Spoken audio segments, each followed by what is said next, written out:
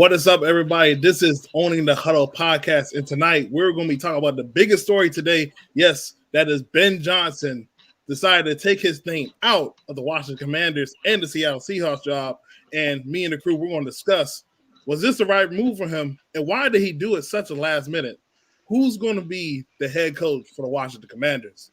You guys are about to find out on Owning the Huddle podcast, presented by RedzonedcMedia. I know it looks like Ceelo is at a hotel, but he disappeared. I don't know exactly where he is. But Breeze, what's good, man? What's good? Oh, there you go. Is he back? Is he still frozen? He trying to slide around the camera. Welcome back to Owning the Huddle podcast. Brother Deuce is here. He's here to defend his O-line. I'm getting sick and tired of you dudes and his fan base talking about my O-line. We gonna handle this today. I said tell CJ to drop it. No, y'all not fixing that, bro. Y'all not fixing that. Nah, it's over. You already put it out there, GT. I put Troy Apke because he ain't getting on the field. He ain't getting on defense at all. See, that's the problem. You drinking that Southeast water. Seriously, he's gonna make the team, and he's gonna be up back or something. Up back is crazy. He's not making the team. What is Listen, if he makes this team as an up, you know what? Nope. All the fans leaving again. They love trap. What is up, everybody? This is Owning the Huddle podcast presented by RedzonedcMedia. It is your boy DT. We got Breeze. We got Ceelo. Deuce is dealing with a little back ailment right now, so hopefully we pray for his strength so he can come back on the show and give his thoughts as well. But fellas, what's going on, y'all? It was a pretty boring day, don't y'all think? Nothing going on here. Nothing to see here. I think it was a pretty chill day. Did I I miss something? Are you talking about the real world or are you talking about the Twitter world? I think that's the Twitter world. Crazy right now. So let's go ahead. Twitter world is at least Commander's Twitter world is burning to ashes right now. It's going crazy. But look, let's go ahead and get started. We all know what it is. The developing and the hot news that came out today, and today was teacher work day for me, so I was kind of bored. I was doing my paperwork, trying to get ready for the next semester starts tomorrow. Then next thing you know, I check my phone. I leave my phone for a couple minutes. I went to get some food for my coworkers and stuff, and I see said Ben Johnson said he coming back to Detroit. When I tell you, that probably shocked the mess out of me. It completely like it's nothing I can say, bro. Like it just shocked me. Like dang, he really just said I'm going to Detroit after all the talk, after all the chatter about the past couple of weeks from these other analysts, these other insiders saying, "Oh, this is looking like Ben Johnson's job locked up." Everything. Then Adam Schefter comes out. He says his piece. Everybody's like, man, we're not trusting you, Adam Schefter. The main guy that everybody has their notifications on for. The main guy, they say we don't trust him. When Schefter says something, man, it means something. And for this to happen today, this got Washington fan base in shambles on Twitter. I mean, we got people, look, Caleb right now. I will not God, please. Yes, you will. Yes, you will. I can't even show the other one because he's gonna mess the algorithms up. You can show the first one. Yeah, I'm showing the first one. You're gonna complain like he always does. Yeah, you'll be right here week one, Caleb. Yeah, I'd be like, gosh darn it. Yeah, so, this to get my point across. Like, I was definitely shocked, but you know what? At the end of the day, it is what it is. I mean, that's why for this franchise and just other franchises alone, you have to do due diligence with these head coaching candidates because you never know what's going to happen. You always expect the unexpected, and this was the unexpected thing for them because he basically bailed on them mid-flight, like literally after they interviewed Dan Quinn this morning. They got on the plane to Detroit to visit him and Aaron Glenn, and he tells them, "Well, I'm backing my name out. I'm gonna take another year in Detroit." Twice the same years, and this is probably a way more healthier situation than some of the teams last year. I mean, we had Houston and the Colts. They were one was in the playoffs, one was on the brink of the playoffs. But the more of the story is you're not going to get a lot of opportunities like this, man. And I think for Ben Johnson, as much as we talk about his play calling, him having top 3 offense past couple of years. This is where it makes you question, okay, where are you at as, being a head guy when it comes to owning your organization? Like, imagine you bailing out on your players like this. Imagine you're doing this to people that you're supposed to trust, and you're having the due diligence to give them an opportunity to work for you, work under you. And a lot of people are saying Josh McDaniel vibes. This definitely gives me Josh McDaniel vibes. Me personally, I mean, I don't like to put that on people, but to do that mid-flight when these guys come over there to visit you and talk about some of the things you want to do for it, you want to get a franchise, I just find it crazy. But hey, man, it is what it is.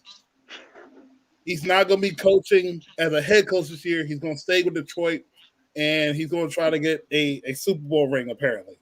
But Ceelo, you're a business guy. You travel a lot, and hopefully nobody cancel on you mid-flight. What are your thoughts about this, man? I find this very puzzling. I probably have a different perspective, man. I respect it.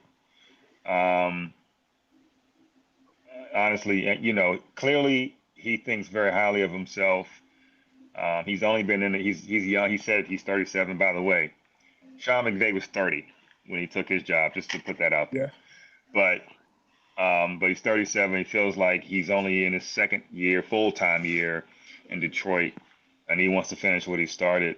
And I think, situations are finicky in NFL. So it's only 32 jobs. So like you said, you get an opportunity, you need to take advantage of it. But I think maybe this is just a theory. Maybe he's like, I have nothing against Washington or Seattle, but those are very new situations. Let's say, Commanders, new ownership group, fairly new general manager.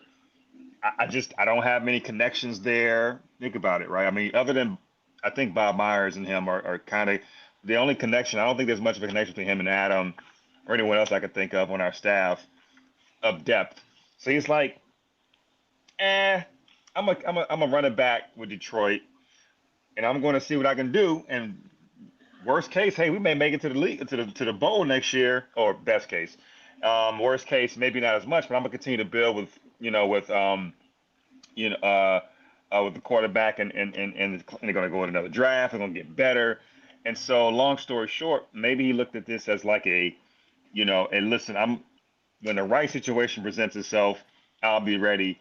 Oh, and by the way, maybe there's a little bit unwritten expectation that if things don't work out with Dan, I'm going to slide right on here in Detroit. I'm going to take over for Dan because Dan's going to lose it because he may be on a shaky ground already with the stuff that happened just this past weekend. And if things don't work out for Dan Quinn next year, they just elevate, my boy Ben, and he doesn't have to move his family. He gets paid very well.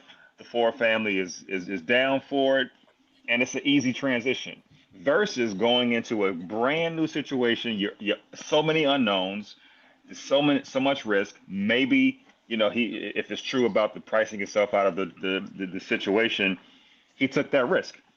So I'm looking at it like that. I'm not saying it's right or wrong. I'm just saying it's a different perspective, and he just felt like, why do I need to go and do something I'm not comfortable in 100%? I'm gonna just stay in my lane. I'm gonna continue to get better, continue to build, and then maybe I can take over for Dan or do something that's a little bit more familiar, or a better situation opens up that's a little bit more stable and of a known, and I have more connections. Yeah, I mean, for me, the only issue that I really have with it is the timing of it. You know what I mean? Like we've all not gonna say we all. I'm sure plenty of people have like interviewed for multiple jobs at a time and realize, okay, maybe I don't want this job at this moment, or maybe I don't, I'd rather have this job over this job. So if this job calls, forget that job, whatever, like stuff like that. My issue is the timing of it. Like when the team contingency, and again, being an NFL head coach is a big deal for coaches. You know what I mean?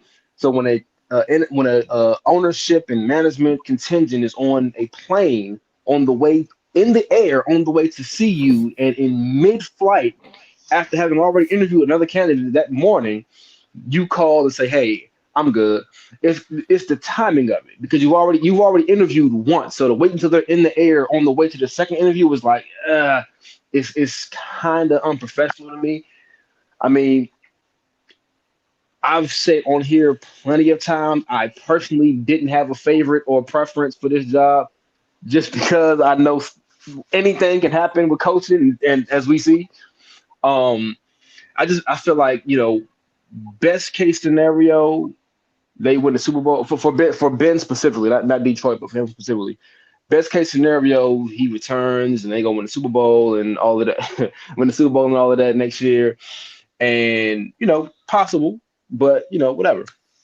Worst case scenario, I don't think Ben Johnson's name will ever be as hot as it is right now. Even if they win the Super Bowl next year, I don't think his name will ever be as hot as it is this very moment. I could be wrong. I could be wrong, but I just feel like for the time being with this coaching this interview circuit, his name is probably as hot as it will potentially ever be, at least as an OC in Detroit.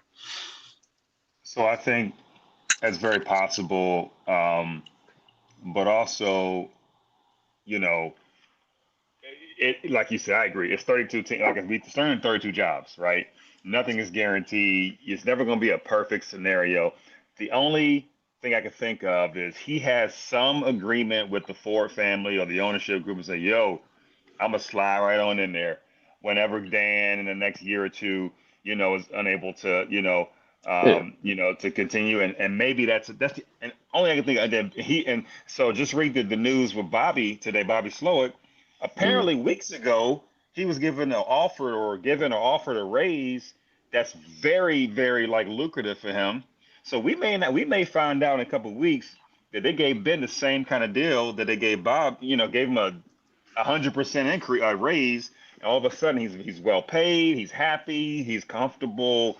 Maybe gets a slide in under Dan after Dan if it doesn't work out for Dan, similar to what happened to Jared Mayo. So there could be some of that in there. We just don't know yet, right? So I think it's more to it than just, Yeah, hey, I don't want a job interview anymore. I think it Yeah, has to be yeah. something happening. They just lost a very tough game to San Francisco. Mhm. They're already talking about contingencies about both offense and defense because both of those guys are on everyone's short list, and they probably had to talk them off the ledge and say, hey, we need to run it back. Take this offer. Don't go anywhere. We're gonna take care of you. Yeah. That's all I can think of. We can call a spade a spade. I mean, let's look at it. Right in there are two vacancies right now, Seattle and Washington. Different yeah, situations, but as it pertains to our team, right? Although we have the number two overall pick, $75 million, we got five picks. We have all of that stuff. Cool, great. yeah. To take the lead of rebuilding a football program or a football team is not an easy job. It's not. Everybody, regardless of how good of a coach you are, everybody is not cut out for that part of it, having to rebuild. Right. I mean, in Detroit, he's essentially what, a dropped interception, a drop pass from being in the Super Bowl right now. Like you talking about two or three plays or decisions that went the opposite way, and we're talking about Detroit. And we're not talking about this because Ben Johnson can't interview right now because he's still coaching. You know what I'm saying? So Yeah, like Right. Detroit is a very ready-made situation. He has an offense that he's in full control of because Dan Campbell played tight end, but offense that he's more or less in full control of Yep. that he kind of helped orchestrate and put together. Winning, they were what? I think they finished what? They finished in the top five. I forget what number they were, but they finished in the top five this year. Like Offense. to leave that to a situation where again, as it pertains to Washington, I might have to get a new quarterback. I probably have to rebuild the entire offensive line. I I have to don't know. teach everybody my new staff. I mean, my new offense. Essentially, whoever I hire on defense, we might have to rebuild the entire defense. The majority, at least half of the like that's a big ask of somebody. Everybody's not cut out for it. So while I'm not really pissed off about it, I'm not really mad about it because like I said, I never had a favorite. I get it. Like I've been as a coach, I've been offered coordinator and head coaching jobs. Like, yeah, no, I'm not ready for that. No, I don't want to. I don't want that responsibility of having to rebuild that. Like, I get it. Like I said, my only issue is the timing of it. Timing. Sure. And I mean, yeah, that's my own. Like, Yeah. that's my only issue with So, the timing. so the DT, like, I think some people look at, and we got to be honest with ourselves as Commanders fans. Mhm. Anybody but EB, all right. So maybe this ain't the most attractive job. Let's be honest, right? So, like, you all of a sudden, to Breeze's point, you have a clean slate, and I think to a general manager coming in here, you have a free spending, hopefully a free spending ownership group. You have the number 2 overall pick. You have the top 5 picks in the top 100. You have a competitive division, but it's not, it's not unbeatable. 2-dog And league. yeah, right. So I mean, what do you think, DT? Like, do you think this job is an attractive job to a coach? I Like mean, to a GM, I think it's like great because GMs can like be a GM. But think yeah. about you, a coach, and number one, you're not going to have personnel control, right? You're not. You're going to have. It's going to be at a minimum. It's going to be a group effort. But you are not going to be the single last voice in the room. So take that off the table. You're going to have to deal with the structure or whatever Adam wants to have. So think about all of those things. Would you think this is a great role for a head coach, young head coach potentially? A first time head coach. See, It depends on that person. To me, go ahead, DC. My bad. I think that's where the problem comes. A lot of our fan base, we're seeing the trend of these young offensive minds or young defensive minds. They're getting opportunities at an early age with some of these teams, and you see they have instant success. But you have to ask yourself why these guys having these type of success. Is it because they actually build it from the ground up, or Uh-oh. Oh, you in the matrix. Let me You see. still hear us? 1, 2. You still there, DC? I don't know, but What do you think, Reese? it's legit to me. My that opinion. need to be Of it. fixed? Yo, There you DT, you went completely frozen for like a good About 30 15 seconds. seconds. Yeah. Well, long story short, I think you made some great points, though. You probably made some great points, though. long story short, I think this job is attractable. However, when it comes to rebuilding the team, people are going to realize that we have a lot of spots that needs to be filled up roster wise, and that's including talent. That's why Adam Peters, when he was asked that question, he hesitated a little bit because it's like we have some couple pieces, but the roster is not there where we can instantly go 11 to 10 wins like we expect everybody else. Texans had talent. They were just missing I mean, coach that pushed them and a quarterback. Not to kind of beat a dead horse with about Ron, because this is no longer his problem, but the way that Ron built the roster with his I guess focus on position flex, we have a bunch of dudes who are good at decent to good at a lot of things. Very few guys who are great at one thing. So when you look at a new head coach coming in and having to, we have certain guys under contract. We have some guys that we consider good players whose contract is up. It's like every coach is going to see something different, right? So if you interview Ben Johnson and you ask him what he thinks of the roster, he looks at the defense as an offensive coordinator like, I can tear that defense apart. I'm really good on most of them. right? But you interview McDonald, Quinn, Raheem Moore, some of those guys, they might look at the defense. Oh, no, I can work with this. I can make, especially on defense with the way that Ron built it. I can work with a lot of these guys. Now I don't know about Sam, but you know what I mean. So like every coach is going to give you something different based on what their philosophy is. So it's no right or wrong way to fix it. We just know that something's got to get fixed. A lot of stuff there's something to fix. There's a lot to fix. Like there's no easy fix with this team. You know what I mean? There are a lot of people that we may have to move on from, or may have to slide over here, or move back there. Like it's again, it's not an easy task. 20 plus free agents this year. 20 So, plus. and this is where I'll take it a step further than Breeze did. I do blame Ron Rivera. I was trying to be nice. You got Chase Young, you got Jamin Davis, you got wide receiver from Jahan Jackson, and now you have Emmanuel Forbes. You don't have one bona fide first round pick in your entire career as the head coach and GM of this football team. Not one. We hope Jahan becomes, we think Jahan could be a dude. We just a little bit of a down year, had a couple drops. So hopefully he's the one. But as of today, that is telling. We don't talk about that. Like we talk about in the chats and together as a fan base and on this podcast, we talk about what we can do going forward. But it's crazy that we can't sit here today as a team and as a fan base and say, man, I know we only won 4 games, but Jamin Davis is a dog, right? Or Chase Young is a dog. He's exactly what we said. Or person X.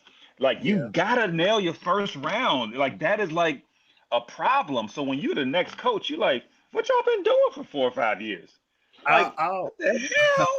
Well, I mean, since we beaten on this horse anyway, right? We might as well. That's on first rounds, bro.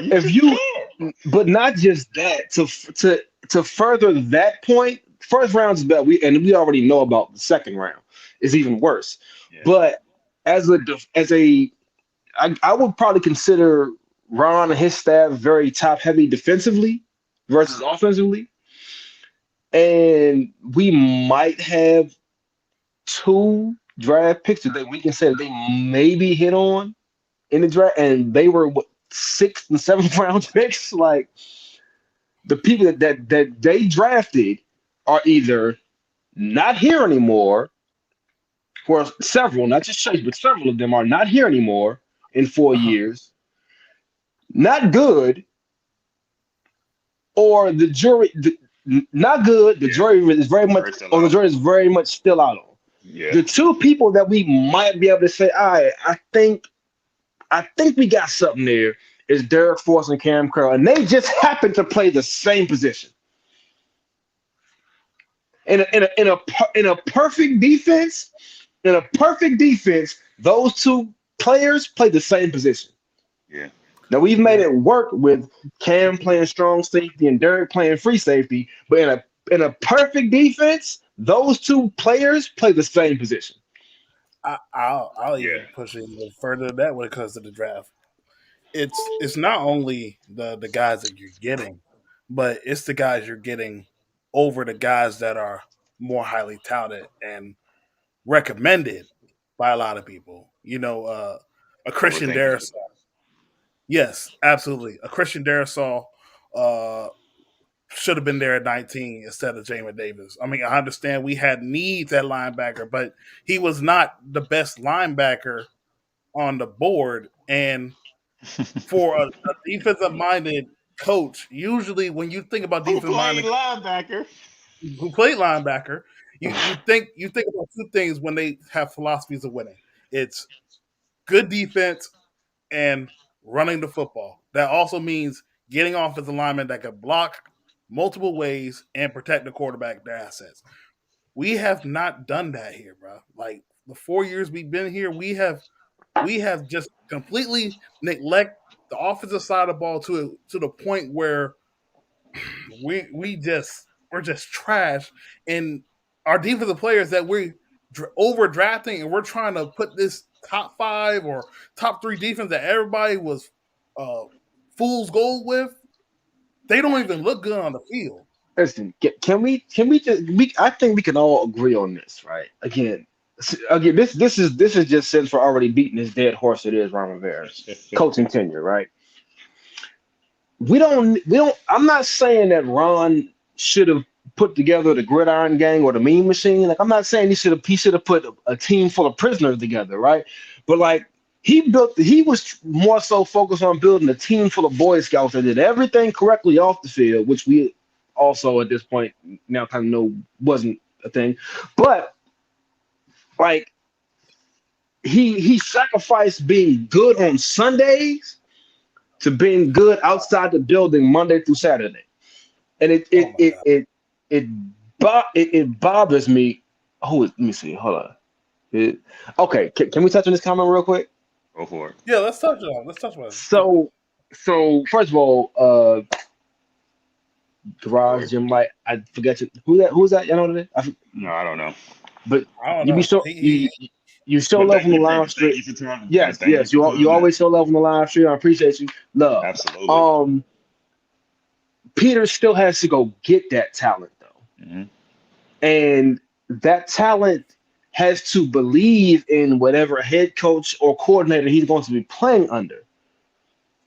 So it's not just, okay, oh, Peter, the GM, he know what he's doing. I'm going to go sign with him. You still have to believe in the coach, the philosophy, the people playing around you. Like, all of that stuff matters. So while, yes, Adam Peters is a great get for this team, he alone is probably not going to attract too many free agents because he doesn't do anything that really focuses on focuses on that player's job.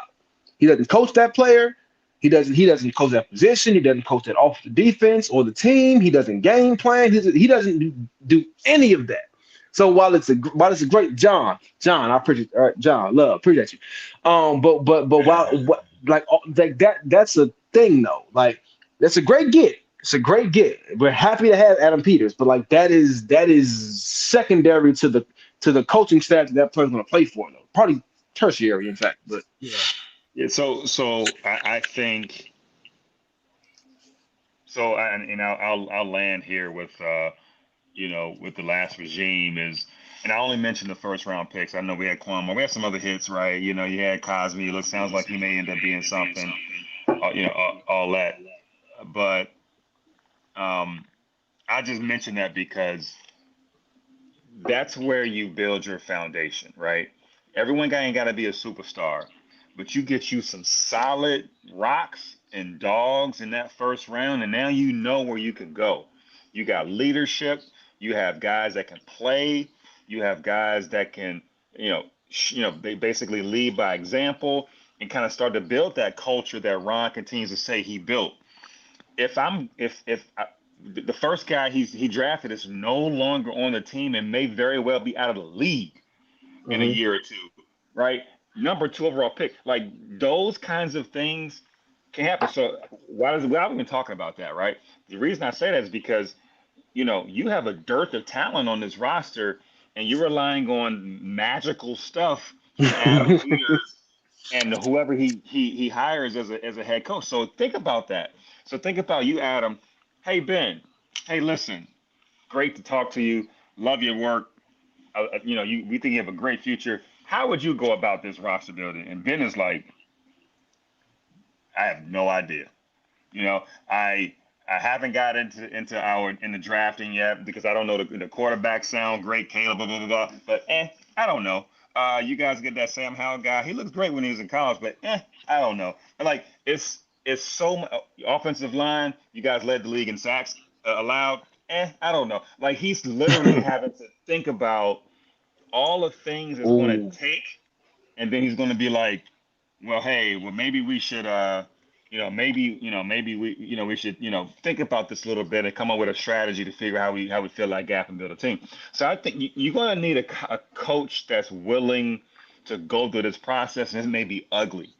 And the reason I mentioned the Ron Rivera thing is because that's what kind of is affecting you a little bit, and you're not the most attractive destination. I mean, think about Chargers have a quarterback.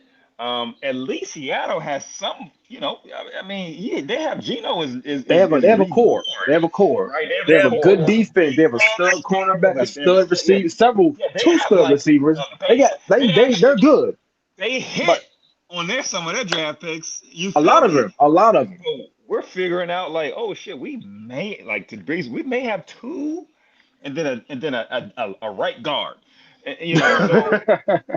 So like that's what you're dealing with. You're dealing with a roster that has some things to figure out, and you need someone that's willing to put in that time. So yeah, so Dan Quinn is like, yeah, I got you. I'm like some candidates probably don't give a shit because I trust you, Adam. I just want to coach them, and other candidates may be like, I think it's bigger than that.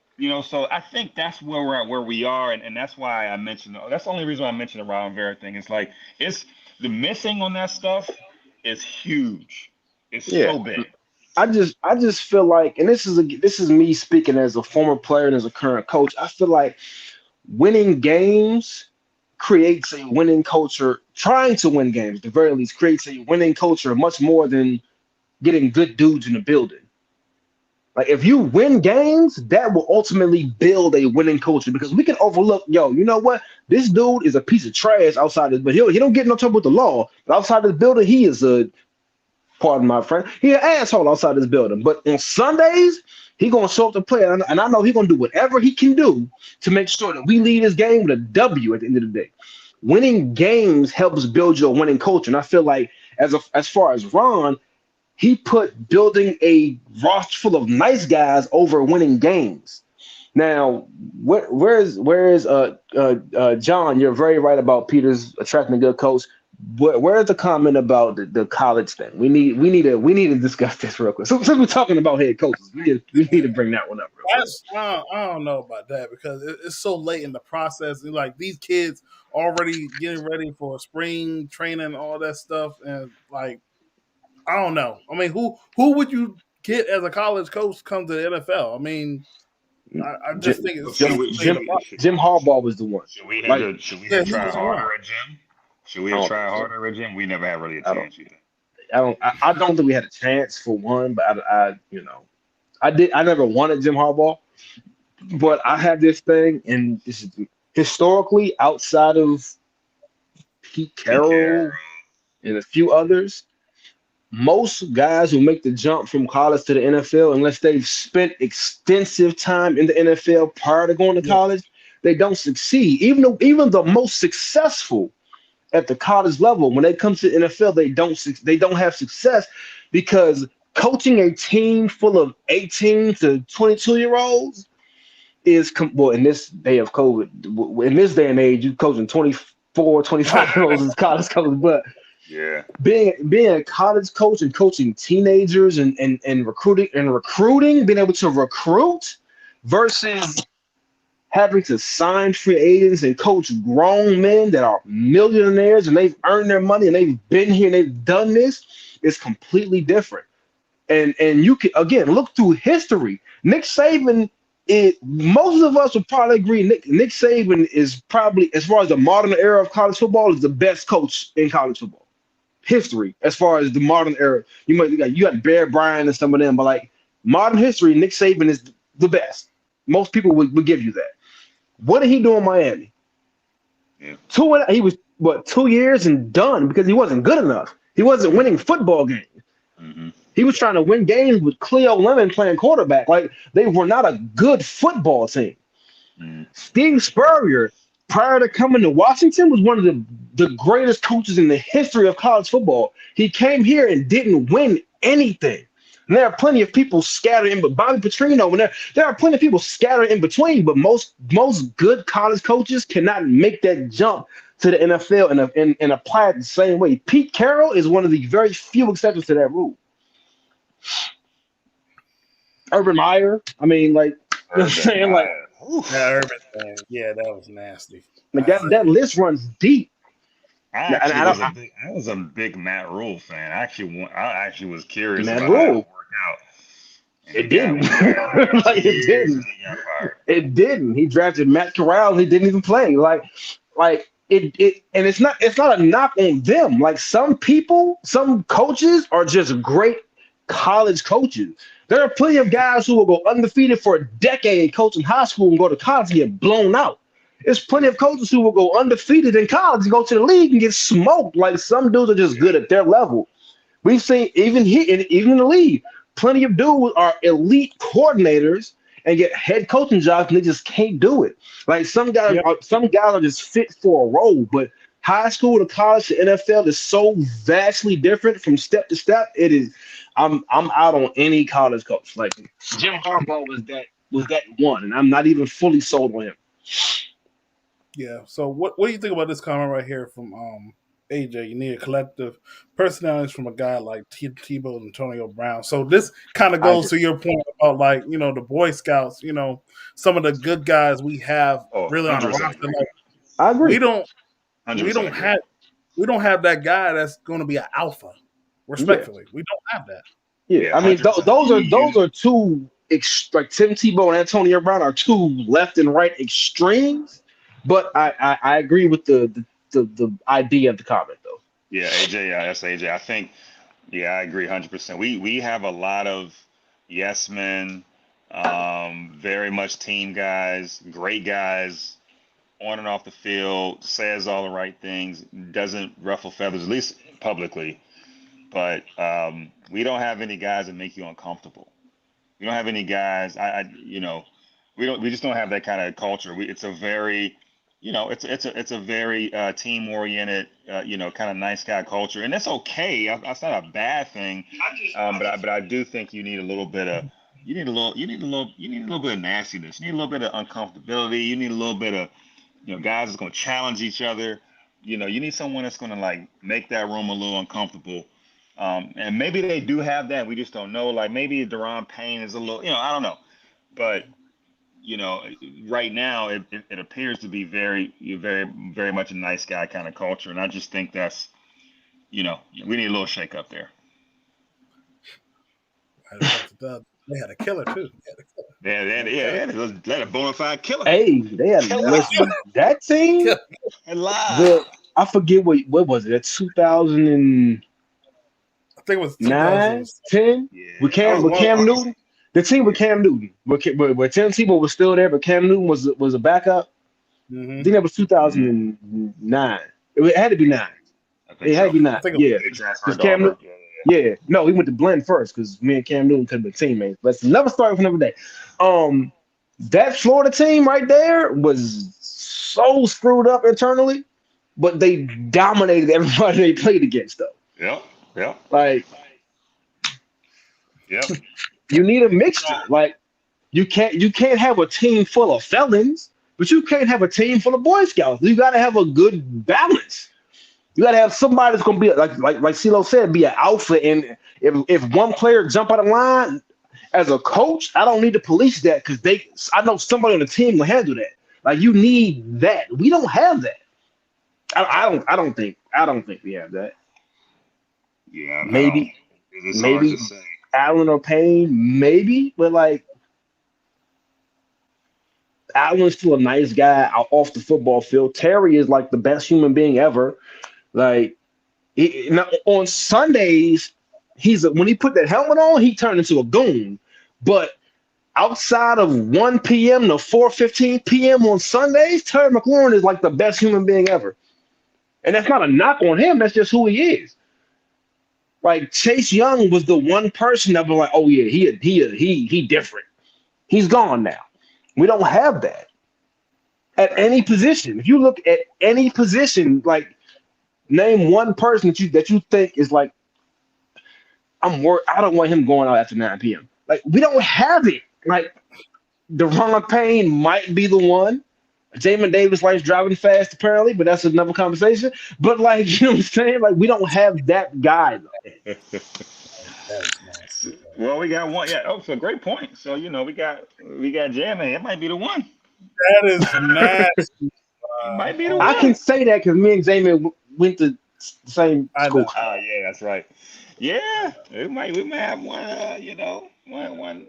Yeah. So I guess I'll ask the silly question. Who will be our next head coach? This is like this is so fluid. Like, let me check That is a Twitter real very quick to make sure no news is broken. Hold on. Let me see. Okay. it's a question up here that needs to be asked, and it has something to do with head coach, but this person is still on the team as a coach. At this point, I believe the social media favorite is probably was Mike McDonald in Baltimore. I think he's the social media favorite. I know who social media doesn't want to be the head coach, who may very well end up being the head coach. And then we have this very confusing situation with one of our current coaches. DT, you want to elaborate on that? Yeah. So Garage, he has it right here as we speak. EB is representing Washington. I did not know he was at the Senior Bowl. If we don't get a better option, EB is still under contract and becomes the 2024 head coach. So hiring coach soon is vital. Sounds like he's against it, but let's go ahead and talk about it, man. Look, EB is still on the roster. He still has a contract. I believe it was a 2-year deal. I already have said my piece countless times this year. And, I believe it was a couple weeks ago, I said he should at least get an interview with the team, at least. Mhm. Finally, report came out, he had an interview with the team. Interview went very well. I'm going to be honest with you, man. Like, I understand the fan base with all the talks of the stuff he could have done better and this and that. And I just feel like some of the opportunities he had is somewhat unfair. Just like some of the players and stuff, opportunities and stuff. Like he got signed by Ron to fix an offense that clearly was lacking talent in a lot of spots, from the quarterback position to offensive line, critically not having a tight end that can be a vertical threat that can demand double teams and do all the things we see like a Sam Laporta and George Kittle. Running backs they're okay. I mean they're not game changers. They're not game breakers. They don't go 0 to 60. I would like to see what EB will have if he has full autonomy, not 49% autonomy. If you get what I'm saying. Because even though he was the assistant head coach, Ron was still the head man, but there were some things that Ron didn't want to step toes over because he wanted EB to have his power and, to run the offense and stuff. But we all know the story about the players coming to Ron and say, hey, we need you to step in, my boy. He torturing us. Like, this guy has won 2 Super Bowls, and I get it, man. Like, but as of right now, let's look at it like this, because everybody's talking bad about Dan Quinn and some of these other candidates. Look at this OC list. There's not a lot of names out there, to be honest with you. Like, you're gonna have to find somebody you never heard of to be an OC. So even if Or EB somebody who didn't coach last year. Yeah, that's true. Leftwich is out there as well, but now we're getting this conversation like, but it's nasty, man. Like I'm just done talking at this point. I feel like EB deserves another opportunity. I'm on record both on here and on Twitter for a while, not just in the last few weeks, but for a long time, having been said that I think EB may potentially be better as a head coach than as a coordinator. I truly believe that. That doesn't necessarily mean that I want him to be our head coach. That's just a general statement as far as any football team. I think what EB has shown, what I've seen of EB outside of the play calling on Sundays this year, has shown me that I feel like he has the temperament, the personality, the mindset, the goals, and the everything that I see leads me to believe he could be a good head coach, a better head coach than he would be a coordinator that's solely responsible for running and designing this offense. Because we've seen as Commanders fans this year, there are definitely a lot of things about EB's offense that probably need a little work.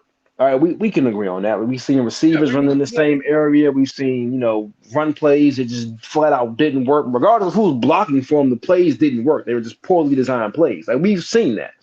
But as far as building a culture, which at this point I hate saying because it's just cliche based on the last regime, but as far as building a culture and instilling a mindset into a football team, I think from that standpoint, I think Eric Bieniemy is a good candidate as a head coach, and he has a winning pedigree. He comes from a winning pedigree. Like, he went to Colorado when Colorado was a decent football team. He's coached for the Chargers and the Chiefs. He's coached for several good football teams up until last football season. Again, that's not me saying I want him to be a head coach, but I think he has what it takes to be a good head coach. However, hypothetically speaking, if EB were to become our head coach, I would definitely want somebody not named Bieniemy running the offense. Even if it's like a hire from within or somebody that runs a similar offense, I don't want EB running the offense. You focus on game planning and game management and all that other stuff. Let this person call the offense. But I think EB has what it takes to be a good head coach. So yeah. I feel George's point, but how many Pro Bowlers do we have offensively, bro? There's only one Pro Bowl, and that's Terry. Maybe Brian Robinson this year, with the year he was putting up, he could have got a little bit more carries. He was having receiving and rushing touchdowns, but we need more talent on offense, and we need better structure on offense. yeah, I agree. I mean, I feel like we have two and a half players that we can be somewhat confident in that are under contract for next season. Two and a half. Crazy. Terry, B-Rob, Jahan are the two and a half players under contract that I have some confidence in moving forward. Another half will be Chris Rodriguez, maybe. So I'll say a full three, but two halves. Like, Curtis Samuel is not under contract. Nothing behind whoever the third receiver is, whether you wanted to be Jahan or Curtis, nothing behind that third receiver is promising that we've seen. I believe in Bieniemy Brown, but we ain't seen it. Byron Pringle, no. Like, nothing at tight end. So, like, there's work to do. So I'll just say I agree with DT. He deserves an interview. He has put in the work. He has a resume. His work speaks for itself. His 2 Super Bowls, I think 3 Super Bowl appearances. He is absolutely deserving to be. Matter of fact, I'm surprised he's not on these short list of candidates. You got guys. You had guys like Aaron Glenn, Anthony Weaver. You had obviously Ben Johnson. You had all these guys that had up and down careers, nice, but you have a guy like EB. I'm like, whoa, like, why isn't he on that short list? So at least he deserves an interview. That being said, I've said this before.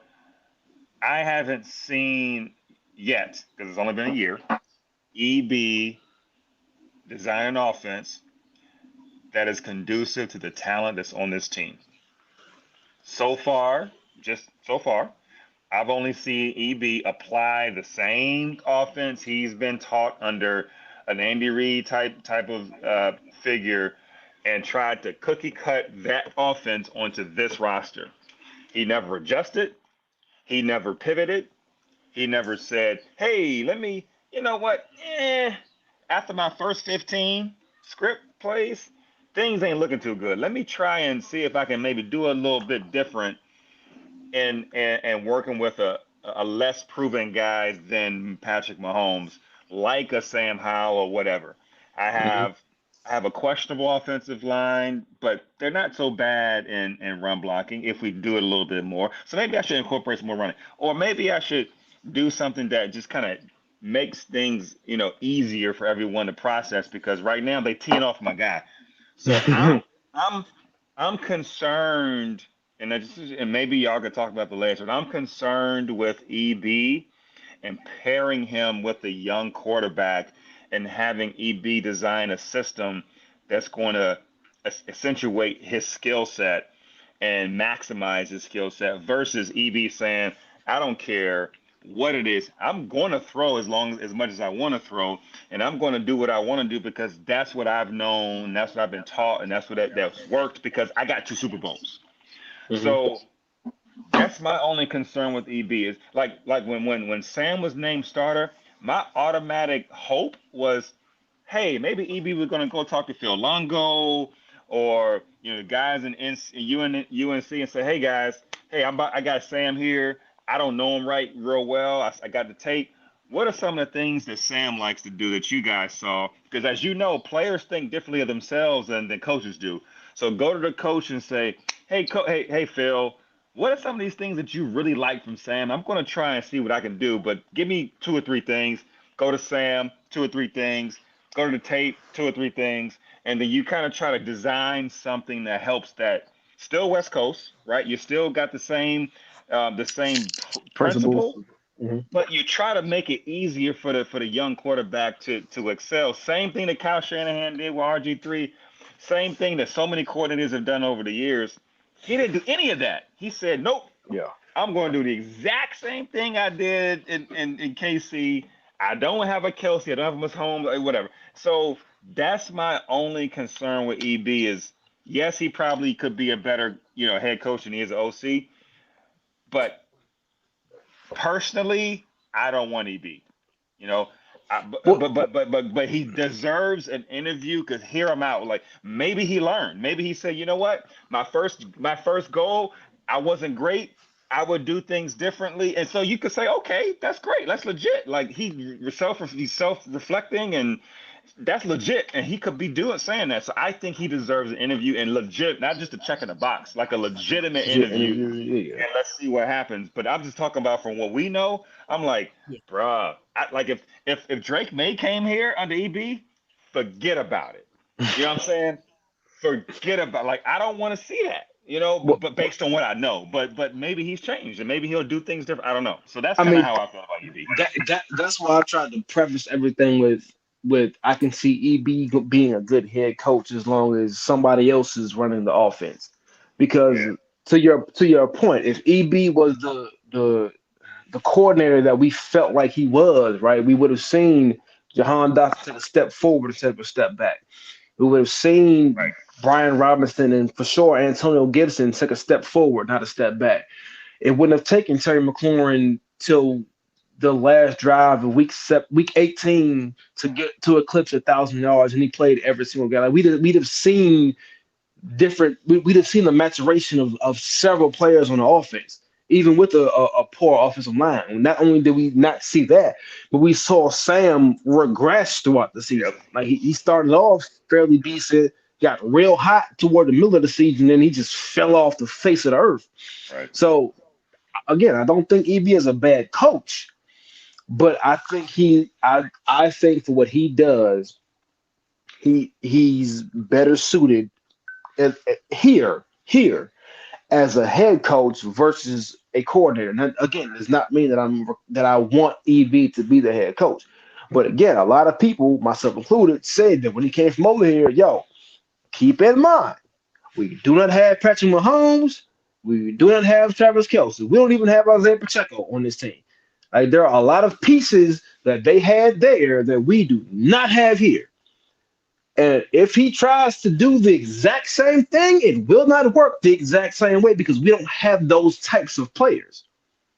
And to your point, Ceelo, what we saw was in a lot of ways, EB tried to replicate what they did in Kansas City almost to a T with nowhere near the same caliber of players that we saw.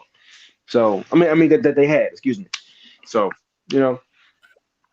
all I gotta say is, man, like if Mike Kaffer can get an interview, EB can get an interview, bro. It's crazy. But to your point though, like I definitely agree. I feel like if EB is in a player coaching management style role as a head coach without calling plays, you get someone that you're confident in that can call the offense, and you can still come in and have some game plan and stuff like that, but you're not going to be the one calling the plays. You're not going to be one dictating what's going to be doing unless it's like a crucial down or distance whatsoever. Like, I feel like taking that out of his hand, because we hear the stories from Kansas City and what he did here. He holds people accountable for what they do on the field and off the field. And of course, obviously, these players, it took a while for them to adjust, and you heard the complaining and stuff like this year. But also begs the question, it's like EB is probably one of those rare unicorns that he's one of those guys that still coaches like that, like it's the 1980s and 70s stuff like this new generation. They don't like that. They don't like the OG style of coaching, and that's why a lot of people would prefer a younger guy, especially at the pro level.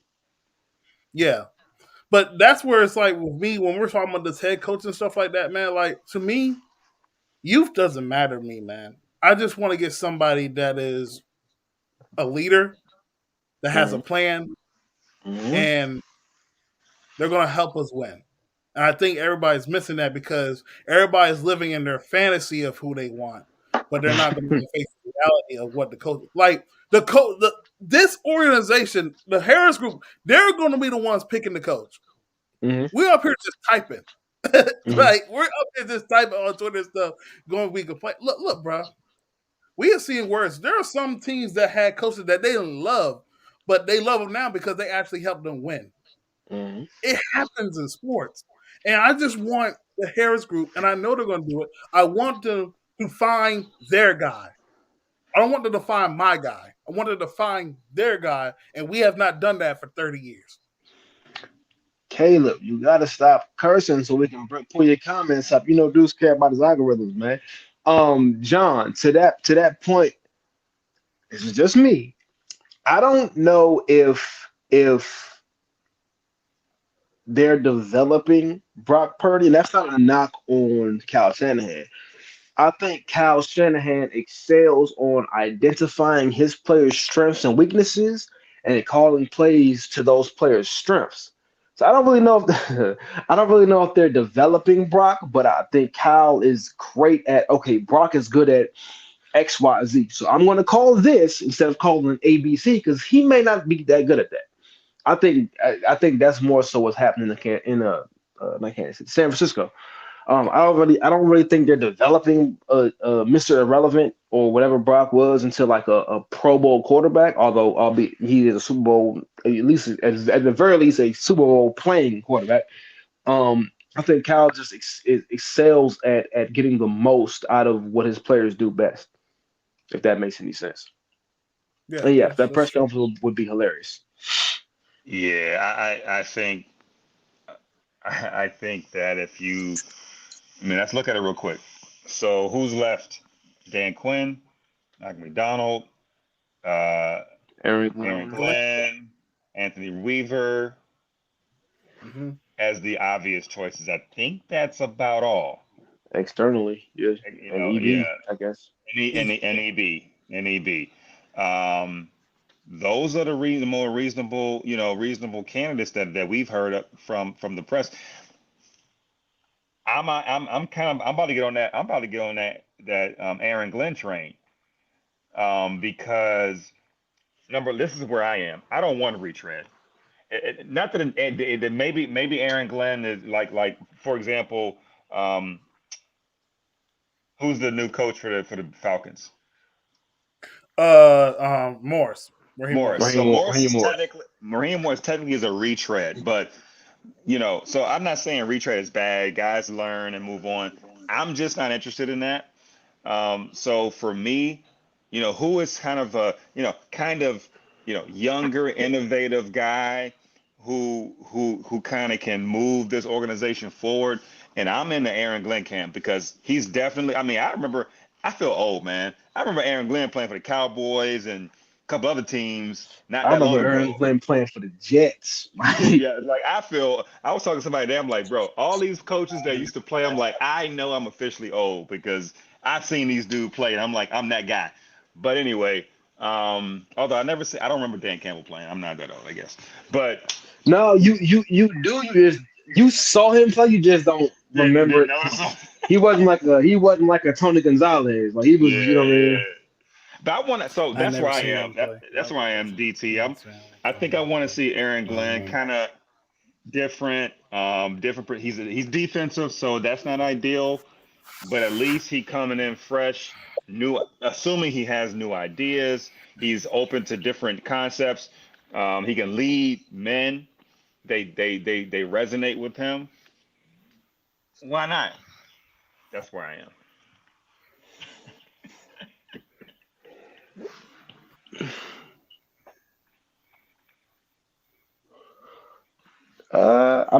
I guess we gotta saw that in live time, John. But Like, that's the problem. Like Breeze, you said it. Like some coordinators are so much better teachers of these young quarterbacks to help them, transition from college to pros mhm. than others. Like Kyle McVay, um, uh, the coach in the Colts that was with Philly. um, Um, I know you're talking about. I can't remember his name right now. yeah, Shane Steichen. Steichen. So some of these guys, and maybe you can say, Mike down there in Miami, Mike although he's McDaniel. I don't know. So Off it took a 12 couple, hand it tree. took a year to get him there, right? And they got Cheetah, and they have really good players. So, Right. Yeah, but for sure. some guys, are better at that teaching piece than others, and so maybe maybe he that's why I said it, like I said it before in Twitter and social media. I think maybe veteran situation, EB may be perfect. Like hmm a guy who's already, established, he knows the basics, and you just kind of tweaking what he already knows versus a clean slate. That's why I said this whole, again, coaching, this whole thing starting with a clean slate, going from scratch and having to develop a young kid and all that stuff, that may not be attractive to everybody. I think the clean slate thing could work with EB specifically. It just depends on Player or who you coach, right. QB. You give him a clean slate. EB has to find players that are receptive to his way of coaching, Okay. which could essentially be counterproductive because, say for example, EB identifies the fact that we need a new quarterback. We need a quarterback. Sam Bennett, I need a new quarterback, right? Let's say out of all the quarterbacks in the draft, Michael Penix is the most um Receptive. receptive to EB's coaching, right? Yep.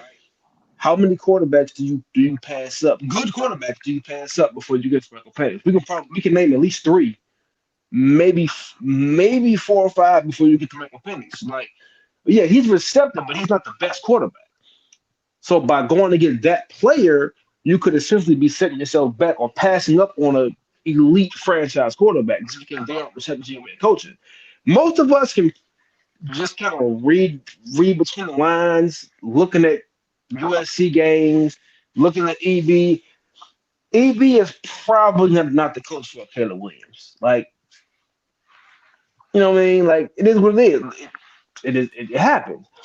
But like that's the thing about EB is that because of the way I don't have a single problem with the way he coaches, but I understand that in this day and age, a lot of the younger players are not going to be receptive to it, and that's where you may run into a problem with him being the head coach, especially again as a team of like Washington, where you're looking to okay, again, we probably more than likely we're gonna need a new quarterback. Number 2 overall pick, probably be a quarterback.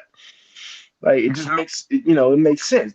Granted, we know there are going to be several good players available at number 2. Everybody, all but one person will be available at number 2. Like it's going to be a good player to be had at that pick, but EB probably needs a certain kind of player, which again probably works against him as it pertains to being a head coach that's rebuilding a football team because not everybody that you get is going to be receptive to you barking at them, you yelling at them, you calling them outside their name and making them run. It's like, Brian in middle school, and why ain't doing that? Like, you know what I mean? Like, it's different. It's different. So, I think that works against EB, but again, I believe EB has what it takes to be a good head coach. And that is, again, not me saying that I want him to be our head coach. That's just me saying I think he has the qualities of being a good head coach.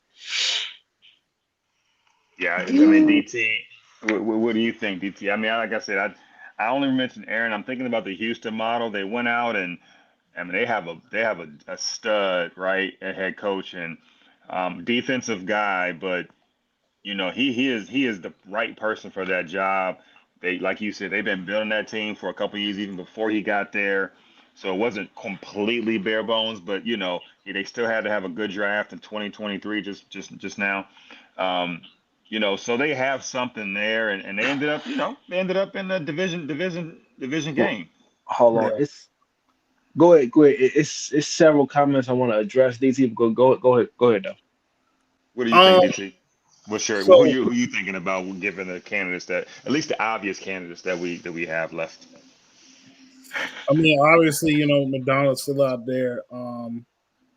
Aaron Glenn, I think, we harped on so much about the Ben Johnson thing.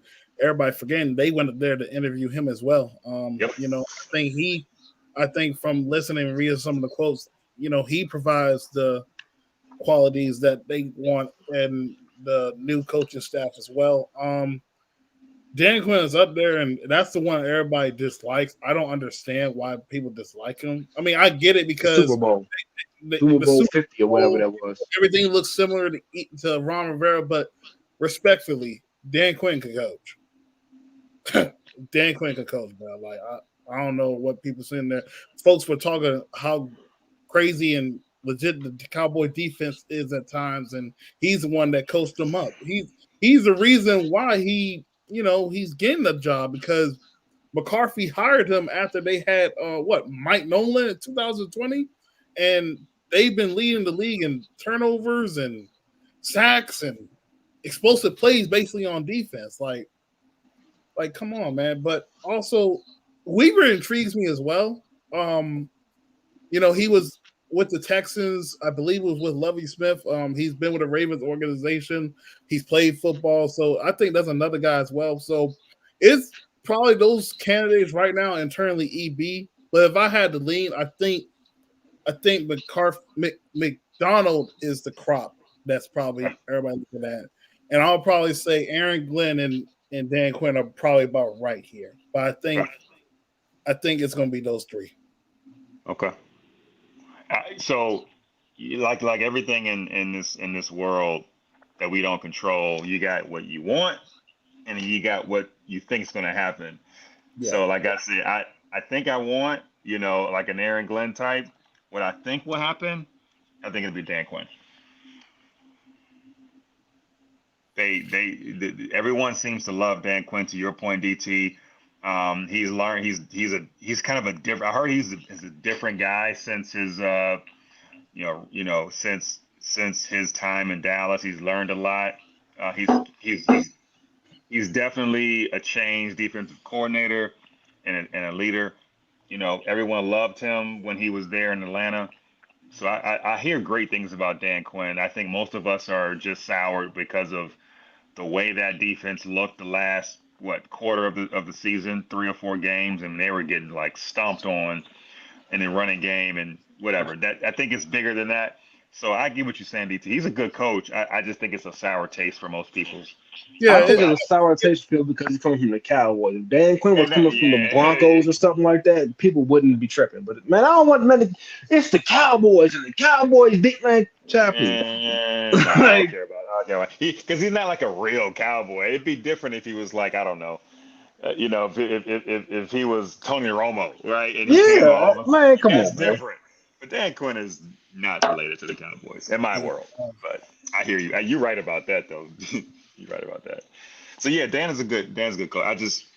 I just don't want any retread. I'm all over the place, but I just don't want. I get it too, but it's like I said, bro. I don't care if you're young or old, man. Well, except for Belichick. I didn't want Belichick. Yeah, I'm with you on that. That's the only person I was like, bro, do not bring him over here, bro. Well, that's the other thing. That's the other thing, y'all. Is okay. EB, he interviewed. Why isn't EB interviewing anywhere else? That worries me. I mean, I unfortunately I like to see some of these guys get multiple interviews. Let it be competitive, and nobody wants to interview EB. Jesus Christ, he's I'll constant. be. I think the Chiefs' production and performance this year. I think it hurt EB because he came to Washington and like we won. The Commanders won 4 games. The Chiefs are back in the Super Bowl, so it's like I I know, mean, but it you ain't was because hot of when you was offense. yeah, but again, I they're mean, not there though. 100%. Yeah, they're there. Yeah, Patrick Mahomes didn't set. I mean, the offense didn't set the NFL on fire, Yeah, yeah. but I mean, again, the Chiefs did. Now we know because we were watching it. The Chiefs did have a little fall off, especially offensively. But again, they're back in the Super Bowl. Eric Bieniemy won 4 games this year, Yeah. and you can argue half of those weren't because of the offense was elite. Like so, I think the production of the Chiefs probably works against EB. Yeah, let's get some of these comments. So Ross, shout out to Ross. He's one of the Kansas City fans that pop up in our spaces. Said, don't just say it's just Patrick Mahomes because Mahomes was unknown until he wasn't. But EB has been there since day one with Pat. EB's been there since day one, but he wasn't always the OC. He was like the running back coach, wasn't He was Yeah. the running back coach in his rookie year, like when he Right. had to sit. But then the year that he actually came OC, that's when they were connected. And I think So that's when That's Nagy fair. went to Chicago to yeah, be the head coach for the Bears, and then that's when EB got promoted to OC, and he was in that role for 3 or 4 years, I guess. So Okay, so that's I fair. guess this is about developing the young quarterback. That was your To comment. say he can't develop a young QB is a bit of a stretch. Well, that's for me or for CeeLo. no, I think that's what I said. So I so Ross is always like you said, DT. Ross always in our spaces, and he chopping up. I love Ross, but I disagree. I think I think, and maybe this is one of those things with chicken and the egg. Pat ain't normal, right? So yes, so people like to judge EB in like a bubble. Like EB like he wasn't developing Pat over to the side by himself. He had a quarterback coach. You had Andy Reid, who's an offensive quote unquote genius, and then you have EB, and then before EB you have Matt Nagy. Like there's a lot of like support for Pat Mahomes and his development. And so yeah, I'm Mhm. not saying Pat came out of Oklahoma and was like killing it. He definitely developed, but he had a lot of help, EB included. I'm not giving EB all the credit for Pat's success. Like I'm sorry, I'm like I think Pat is a different dude, and I don't like using Kansas City as a A baseline because benchmark, it's not yeah. fair. Like I did the same thing when I was my Patriots fans. People talk about like, oh, Brock Purdy, and I'm like, yo, don't use Tom Brady. That's like the outlier. Like Hmm. to me, like Pat Mahomes is a little bit of an outlier. He's different. But yes, EB should get credit where credit is due. He was on the staff. He definitely called plays. He definitely helped develop Pat for sure. I'm just saying I'm not going to apply that to, let's say, Caleb Williams, right? Like, this is my opinion. I could be completely wrong. I see Caleb Williams as a special player. I don't see Caleb Williams as a Pat Mahomes type player. He's going to need help transitioning to the league. And then when he comes to whatever team, whether it's Chicago, whether it's Washington, he's not going to sit a year. He's going to play. He's going to play Yeah, most likely nobody. right away. Whoever drafts Caleb Williams, he started from day one. Right. So do I trust EB with that? I'm sorry, I don't. I don't.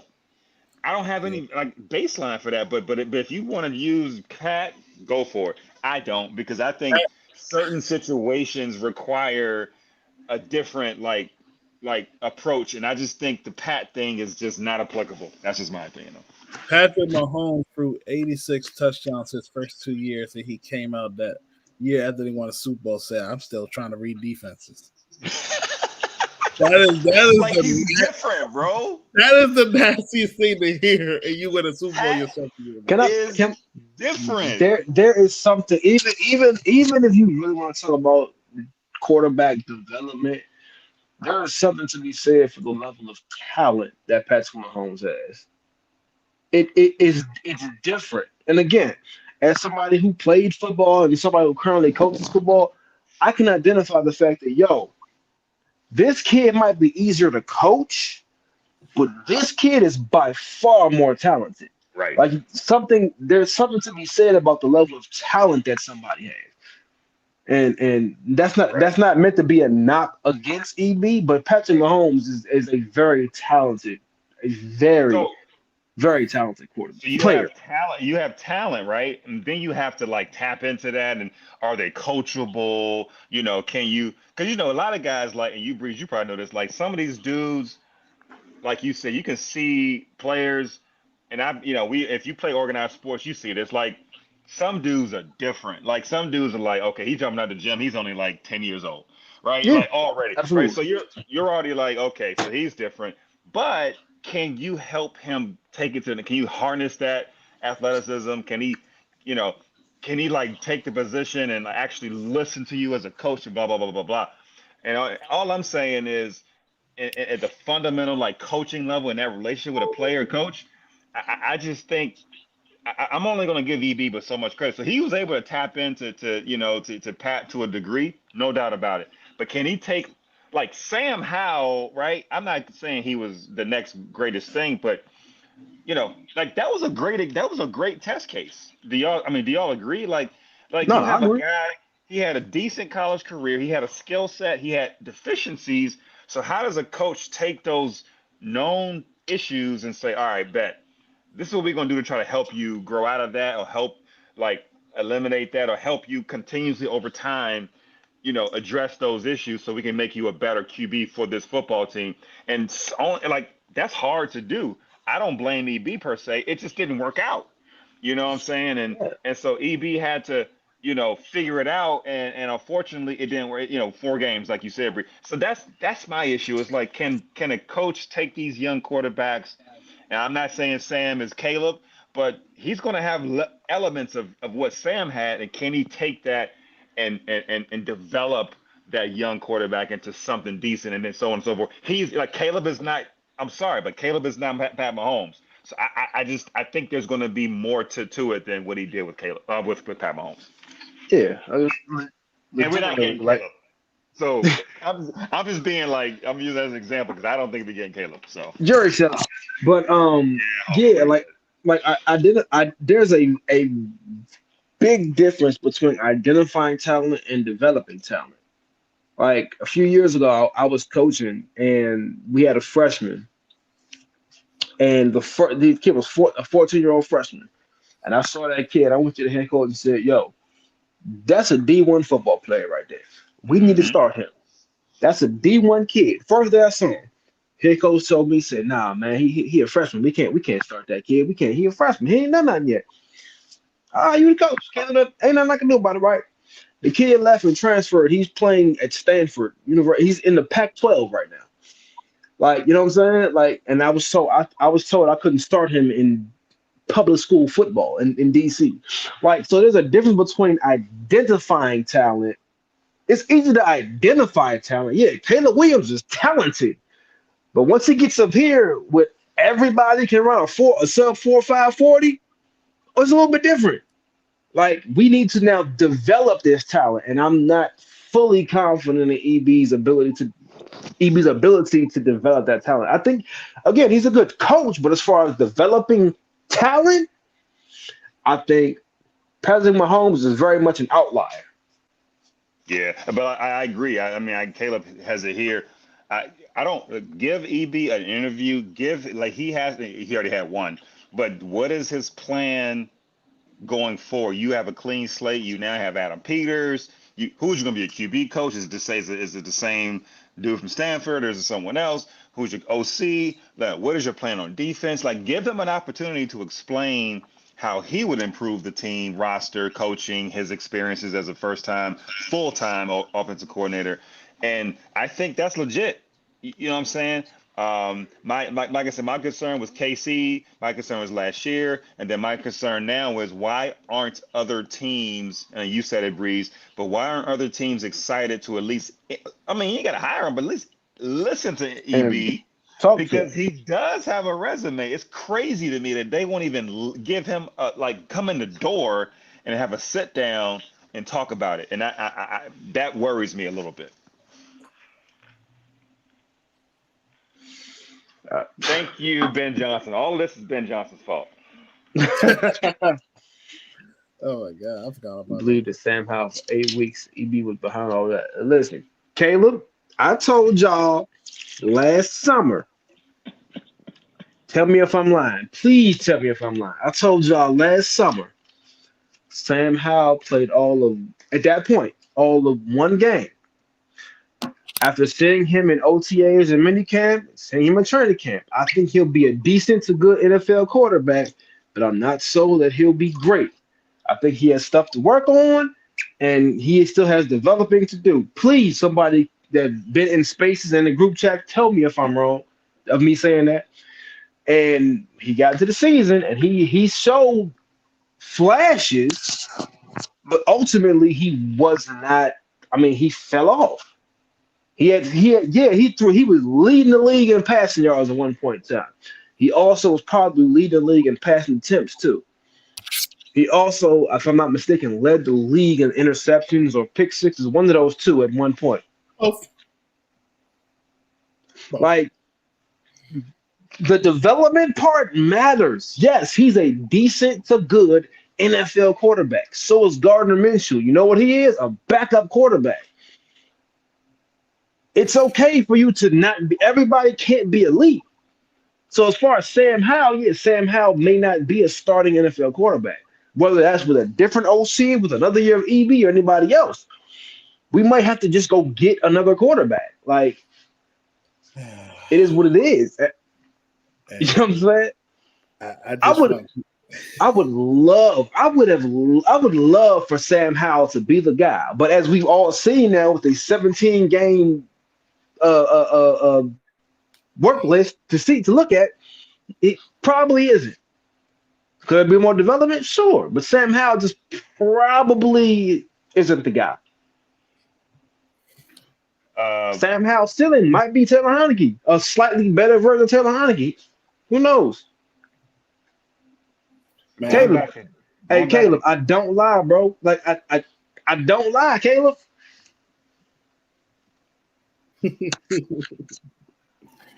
Oh Jesus, man. So what with Dan Quinn? What was Dan Quinn before Kyle Shanahan? How many years was Kyle Shanahan with the Falcons? I believe were they successful before 15 and 16? I think it was 2 years. I think it was 2 years. Okay.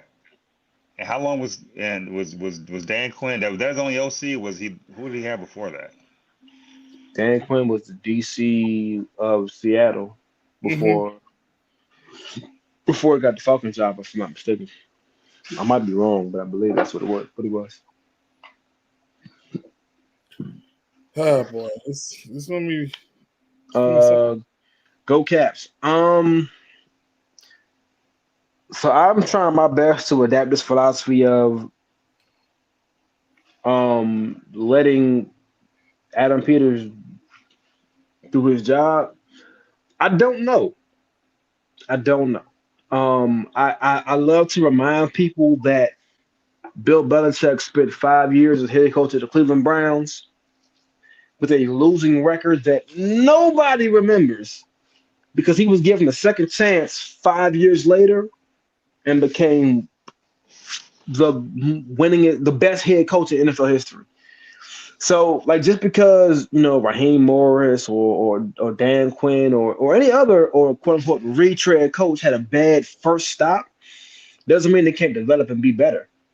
So, I mean, I'm not against Dan Quinn.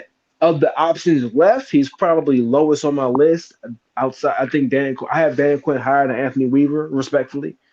But he's probably lowest on my list outside of Anthony Weaver. But Yeah, I mean, you got to give guys a chance. It's a different team, different ownership group. It's a different situation. You don't know what he might be. Now we may hire Dan Quinn and he ends up being a bad coach. Hey, it happens. We've hired a lot of bad coaches. We're used to it. But you got to give him a chance at the very least. If he ends up being the decision. So 2015. Remember, this is the NFC South. So right, Carolina, New Orleans, and Tampa. They finished without Kyle Shanahan. They finished 8-8 in 2015. In 2018, 7-9. In 2019, 7-9. That's it. Right. And then 2020, he was fired. He was 4-12. So he's under 500 without Kyle Shanahan. With Kyle Shanahan, he's 11-5 and 10-6. So what does that say, right? They had an issue with offense outside of Kyle Shanahan. If y'all remember, this is back when what was it? Brady Jarrett. They had a couple of dogs on defense in Atlanta back in those days. They were either injured or just didn't work out. So they had some issues team wide, offense, defense, special teams, outside of Kyle Shanahan the 2 years he was there. That's my issue with Dan Quinn from a head coaching perspective is he had a hard time putting a whole team together. Again, outside of one of the greatest offensive minds this game has today in Kyle Shanahan.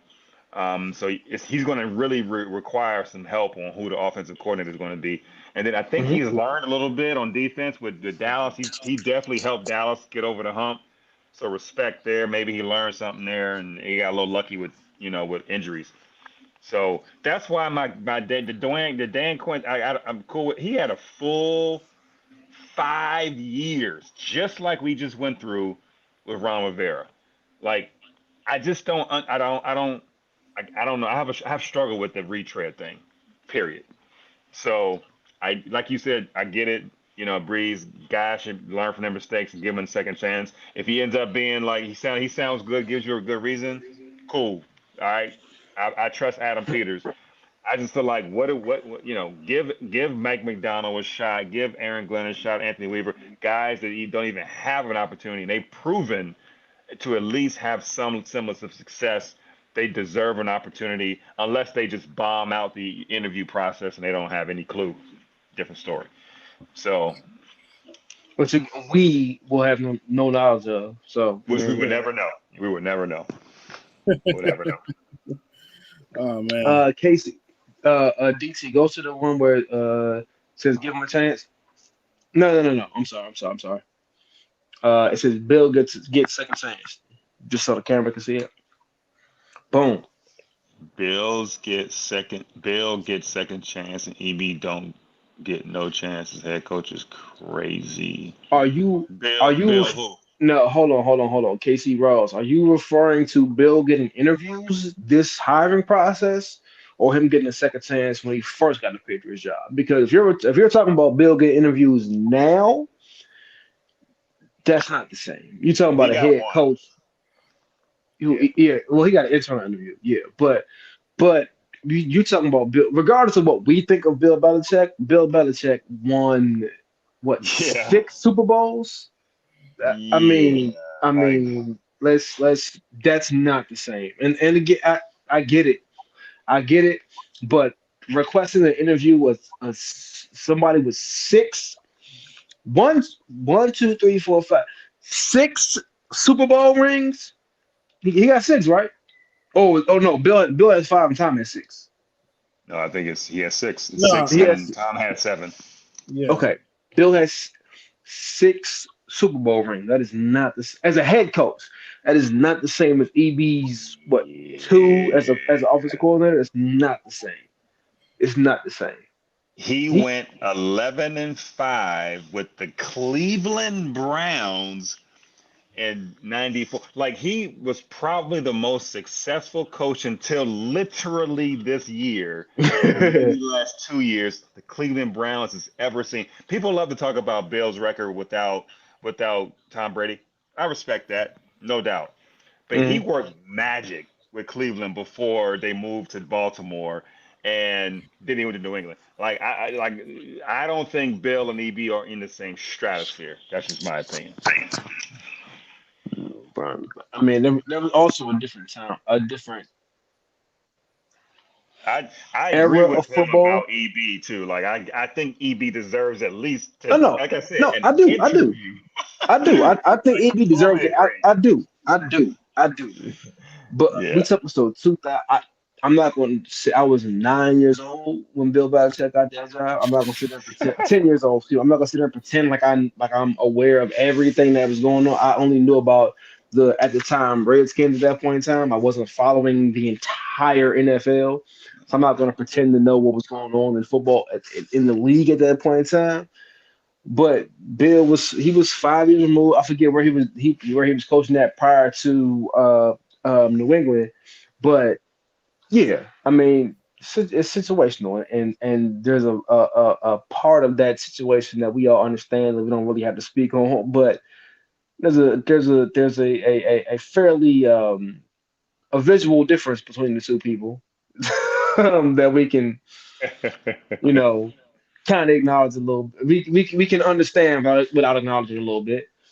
Let me get some of that. And then, Yeah, by the that way, he went to the Patriots for a brief stint, and then he went to coach for the Jets. I believe that was when he was under the Big Tuna um, mm, for a little bit, and then he went he got hired to be the Patriots head coach. And by the way, they tried to hire Bill Belichick as the head coach of the Jets, and then they backed out. They traded picks for Bill Belichick. It was a lot going on, but yeah, ended up Bill working got a out. whole story Ended up when it working out. comes to, and it worked out very well. Ended up working out. So I will yes, gladly trade draft draft picks this year for 6 Super Bowl rings 20 years from now. I'm fine with it. If that's the trade off, all right. yeah, yeah. We don't disagree, Ross. We don't disagree. Yeah, with as far as your thing about EB, I agree with you. I agree with you. But uh, uh, um, Bill was again. He went 5 years without being the head coach and coaching what I would imagine were successful defenses prior to getting that opportunity with New England. EB just came off of a 4-win season, so where the team that he coached last year is back in the Super Bowl. So I mean, I kind of get why teams aren't jumping to interview him. But again, I also have my reasons that I've stated as to why I think he would still be a good head coach.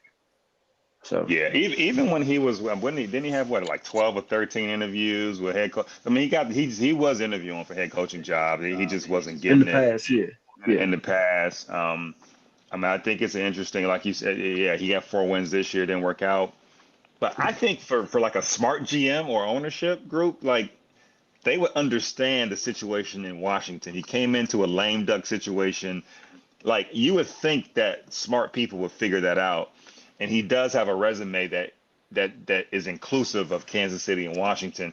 Like I said, it's just an interview. Like it doesn't have to be like you're giving them anything, but to interview and you don't even bring them in is I crazy. ain't So gonna lie. I agree I with think EB would be a great head coach in Kansas City. I mean, well, Jesus, Kansas City in Seattle because they have a somewhat made team. I agree. I agree. Like I think EB would be a great option for that. Now, obviously, they aren't looking to go that direction, but I think he'd be a great option in Kansas. And God, Lord, in Seattle, I think he'd be a great option in Seattle because of what they already have built. But I agree. you know, ownership feels differently. Thank you, Ben Johnson. I wanted to show this because Breeze mentioned Trevor Lawrence. I felt like this was the nastiest tweet I've seen all day. Look at this stat comparison between Gardner Minshew and Trevor Lawrence, bro. I told y'all That is Trevor nasty. Lawrence was not that dude. I told y'all. That is He nasty. all right. He all right. He cool. He ain't the golden child that everybody thought he was. People looked at me like I was crazy. If it's one thing I can do, I can identify talent, bro. Matter of fact, hold on, let me turn it. If the Commanders want to hire me, right? Apparently, interviews are still open. I got my play sheet right here. Listen, I can call my own plays, and I'm ready whenever you need me to call plays. Like I can. You can keep EB, but let me just talk to him real quick. We ready. I can't let y'all see all of that because these are real plays. This is a real play sheet. But can I tell you? Listen. Look at the technique. Look. Hold on. Look. You can say, look, you gotta have one. Listen. I don't have my headset right now, but listen, look. Trying to tell you, look. I'm trying to tell you. Listen. We got situation. We got red zone. We got heavy screen, intermediate. Listen, don't. Commanders, if y'all are listening, I'm ready. Okay. Hire a head coach first. I don't want that. But OC, receiver coach, I got y'all. I ain't even got to move. I started a frenzy when I said Brock Purdy was better than Lamar Jackson. So that went over real well. Why would you do such a thing? With that being said, I think we reached the point of the show where I had to cut off and get a break. It's been past my teacher bedtime, but DT I'm off tomorrow, so I'm sorry, DT. I apologize. I'm sorry. Look, we appreciate everybody coming in, drop comments today, like and subscribe to the channel, man. We're gonna have more stuff like this. We're definitely gonna have initial reaction when supposedly the head coach gets announced in the presser. Also catch Answer the Lab podcast this Thursday, and we're going to cover a little bit more into this with C. Hendry. He is a Lions fan, and we're going to get a deeper perspective on why Ben Johnson decided to hold out of the race. But that's it. If y'all need a guess, I'm available for that too, by the way. Of course you asked about that. But anyway, but look, wow. If you guys click and like and subscribe again, we will be up here on Thursday, Enter the Lab podcast. Breeze, Ceelo, DT, Deuce out a little bit. But look, we guys catch you guys later. Wait. Say the slogan because you cut me off last time. You ain't finna cut me off this time. You gonna say I got you. I'm leaving for the youth. Oh, it's me? Yeah, I'm sleeping. I'm something else. We appreciate y'all for joining us on the OTA's podcast. Remember, do it because you love it, not because it loves you. One beat, one sound, one heart, one love. OTH. Appreciate y'all.